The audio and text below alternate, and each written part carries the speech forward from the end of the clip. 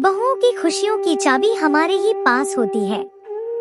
भाभी कितनी खुश नसीब हैं। आप मुझे यहाँ आए सिर्फ 2 ही दिन हुए हैं। देख रही हूँ कि आपकी दोनों बहुएं कितना घुल मिलकर सारा काम कर लेती है। हर समय मुस्कुराती रहती है और आपका भी कितना सम्मान करती है। हर समय माजी माजी करके आपके आगे पीछे घूमती रहती है। ननद सुधा अपने भाई के भाई दूज पर टीका करने आई थी और उसे अपनी भाभी केतकी की बहुओं का व्यवहार बहुत पसंद आ रहा था। जब से वो आई थी देख रही थी कि वो केतकी जी से किसी काम के लिए कुछ भी पूछती तो वो यही कहती कि तुम लोगों को जो सही लगे वो ही कर लो, हमसे पूछने की क्या जरूरत है। लेकिन इसके विपरीत सुधा तो अपनी बहुओं से नाराज हो जाती अगर उनकी बहुएं उनसे पूछे बिना कोई भी निर्णय ले लेती तो। केतकी जी बैठी बैठी रसोई के काम में अपनी बहुओं की यथासंभव मदद भी कर देती, मगर सुधा ने बहुओं के आने के बाद रसोई में झांकना ही छोड़ दिया।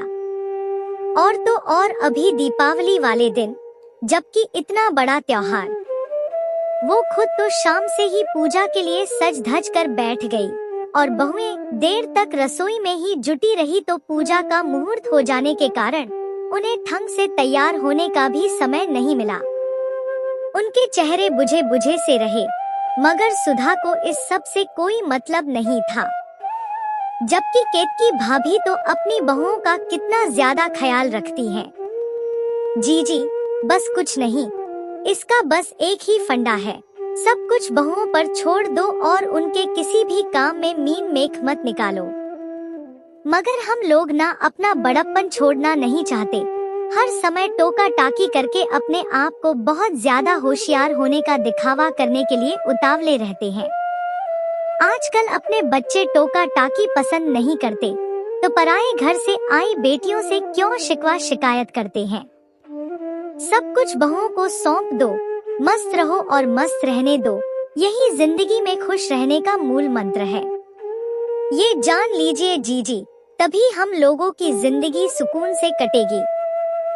यकीन मानिए बहुओं की खुशियों की चाबी हमारे ही हाथ में होती है, लेकिन हम उसे खोलना नहीं चाहते, जबरदस्ती मुट्ठी बंद रखते हैं। केतकी जी अपनी ननद सुधा को समझाने का प्रयास करते हुए बोली। सुधा अपनी बहुओं को बहुत ज्यादा दबाव में रखती थी, हर समय उन पर हुक्म चलाती रहती थी, जो कई बार केतकी जी ने भी महसूस किया था। मगर केतकी जी की कभी भी ननद को टोकने की हिम्मत नहीं हुई थी। आज दबे शब्दों में ही सही केतकी जी ने अपनी बात कह ही डाली। भाभी मैं कल सुबह वापस जा रही हूँ, सुधा ने अचानक ही फरमान सुना दिया। अरे जीजी, इतनी जल्दी? आपने तो कहा था कि 10-12 दिन हम लोगों के साथ ही रहोगी। भाभी देर आए दुरुस्त आए, अब से मेरी बहुएं भी आपकी बहुओं की तरह खिलखिलाएंगी, मुस्कुराएंगी, इसलिए मुझे तुरंत अपने घर वापस जाना है, कहीं ऐसा ना हो कि ज्यादा देर हो जाए। सुधा ने अपनी भाभी का हाथ पकड़कर कहा। भाभी आपने मुझे बहुओं की खुशियों की चाबी दे दी। केतकी जी ये सुनकर बहुत खुश हो गई, क्योंकि उनकी ननद के स्वभाव का आज एक नया आगाज हो गया था।